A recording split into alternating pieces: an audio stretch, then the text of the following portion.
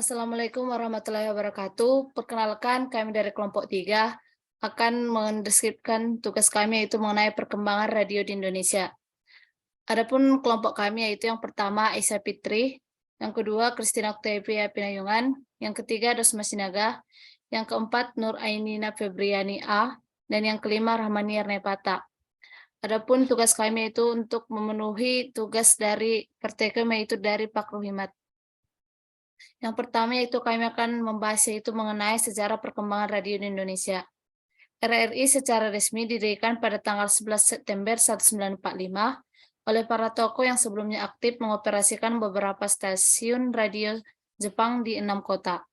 Rapat utusan 6 radio menghasilkan keputusan mendirikan Radio Republik Indonesia dengan memilih Dr. Abdul Rahman Saleh sebagai pemimpin umum RRI pertama. Rapat juga menghasilkan deklarasi yang terkenal dengan sebutan Piagam 11 September 1945. Deklarasi berisi 3 butir komitmen tugas dan fungsi RRI yang dikenal dengan Triprasetya RRI.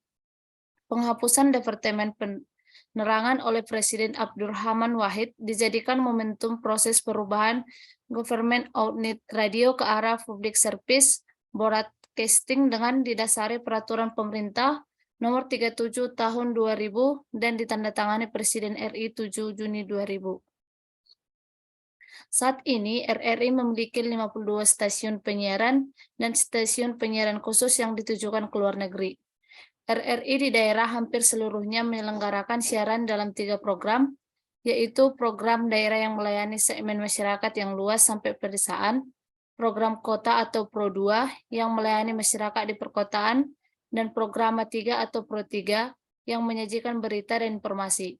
Di stasiun cabang utama Jakarta terdapat 6 program yaitu program 1 untuk pendengar usia dewasa, 2 untuk segmen pendengar remaja dan pemuda, 3 berita dan informasi, 4 kebudayaan, 5 saluran pendidikan, dan yang keenam yaitu musik klasik dan bahasa asing. Suara Indonesia atau Voice of Indonesia menyelenggarakan siaran dalam 10 bahasa. Selanjutnya akan dilanjutkan oleh teman saya Aisyah. Kepada Aisyah, waktu dan tempat saya persilahkan.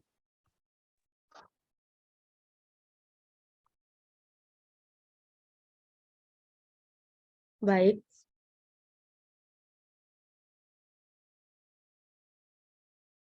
dari hakikat harkat ya.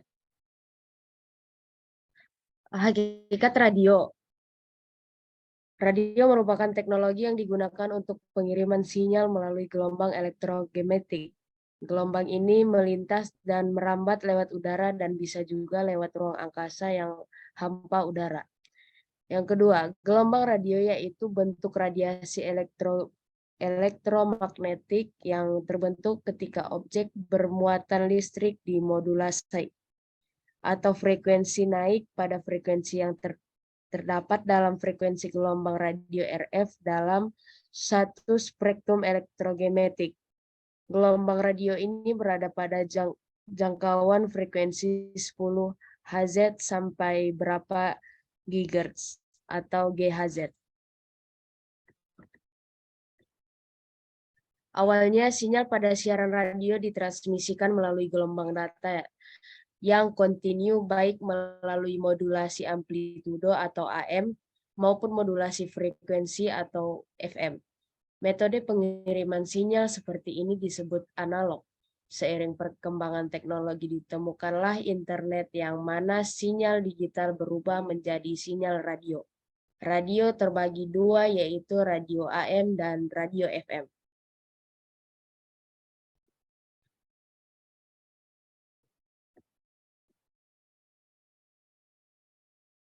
Slide selanjutnya dilanjutkan oleh Dosma Sinaga.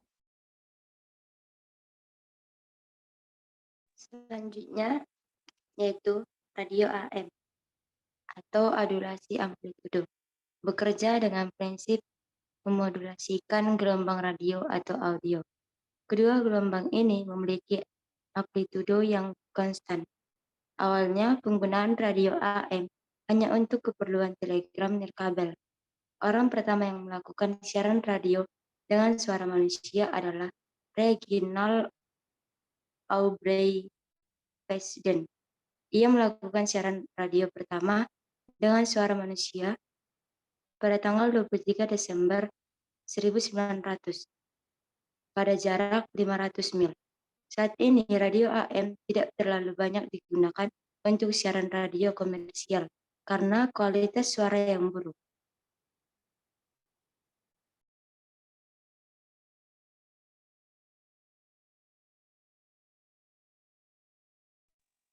John Ambrose Planning tahun 1904 menemukan bahwa tamu audio dapat digunakan sebagai resen nirkabel bagi teknologi radio.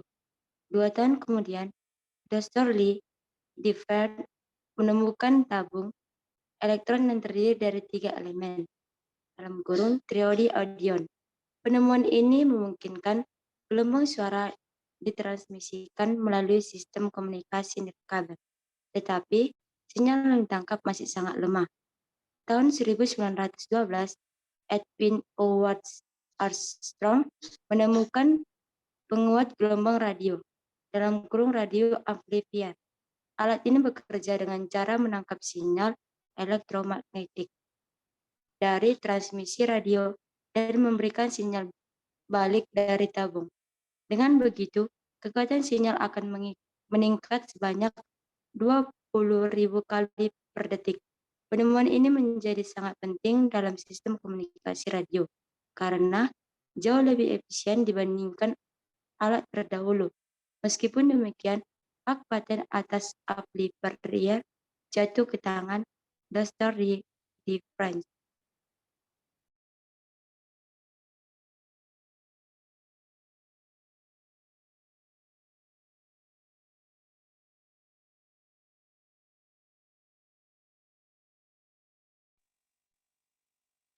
Selanjutnya yaitu radio FM atau modulasi frekuensi, bekerja dengan prinsip memodulasikan gelombang radio, dalam kurung pengantar. Dengan gelombang radio, berbeda dengan AM, pada radio PM, proses modulasi menyebabkan perubahan frekuensi. Armstrong menemukan masalah jenis sinyal yang ditransmisikan radio AM. Pada radio AM, gelombang audio ditransmisikan bersama gelombang radio dengan menggunakan modulasi amplitudo atau AM. Modulasi ini sangat rentan akan gangguan cuaca. Pada akhir 1920-an, Armstrong mencoba menggunakan modulasi di mana amplitudo gelombang pengantar dalam kurung radio dibuat konstan.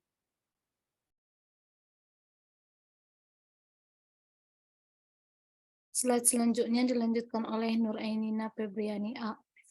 Waktu dan tempat. Oke, selanjutnya pada tahun 1933, ia menemukan sistem modulasi frekuensi atau disebut dengan FM yang menghasilkan suara jauh lebih jernih serta tidak terganggu oleh cuaca buruk. Teknologi ini tidak serta-merta digunakan secara massal. Baru pada tahun 1940, Armstrong bisa mendirikan stasiun radio FM pertama dengan biayanya sendiri. 2 tahun kemudian, Federal Communication Commission atau FCC mengalokasikan beberapa frekuensi untuk stasiun radio FM yang dibangun Armstrong. Akhir 1960-an, FM menjadi sistem yang benar-benar mapan. Hampir 2.000 stasiun radio FM tersebar di Amerika. FM menjadi penyokong gelombang mikro atau microwave dan diakui sebagai sistem unggulan di berbagai bidang komunikasi.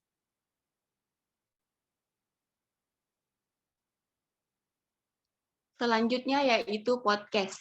Istilah podcasting sendiri pertama kali muncul dalam sebuah karangan artikel oleh Ben Hammersley pada Februari 2004. Podcast merupakan lakuran kata pod, playable, on demand, atau dimainkan atas permintaan. Salah satu individu yang turut mengembangkan podcast di Indonesia adalah Bung Rane. Bung Rane mempopulerkan podcast dari pertama kali podcast masuk ke Indonesia pada tahun 2005. Pada majalah The Guardian bahwa podcast disebut sebagai audible revolution. Slide selanjutnya dilanjutkan oleh Rahmaniar. Waktu dan tempat saya persilakan. Baik, terima kasih kesempatannya moderator. Selanjutnya yaitu pada dasarnya podcast dan radio sama-sama memberikan konten berwujud audio, baik berita maupun hiburan.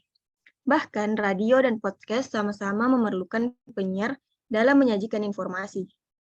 Keduanya juga memiliki konsep tritle of mind dalam konten audionya yang menciptakan ruang dalam benak pendengar, sehingga pendengar dapat berimajinasi terlebih didukung suara penyiar dan latar musik siaran.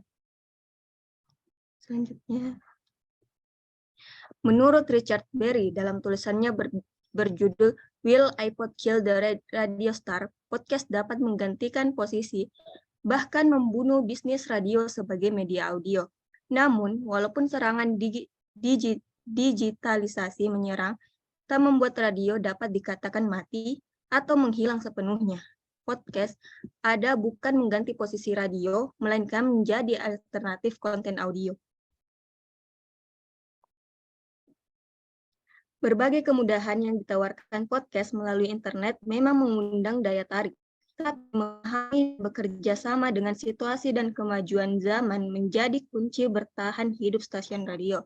Dengan adanya internet, radio dapat melebarkan sayapnya dalam berbagai konten audio pada jangkauan yang lebih luas dan berbasis on demand.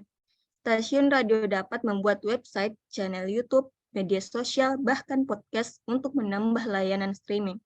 Melalui media digital, radio dapat memberikan informasi up-to-date dengan lebih efisien dan cepat.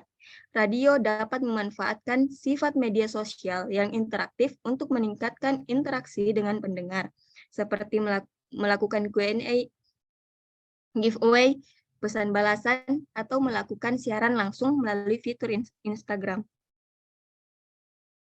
Baik, saya kembalikan kepada moderator.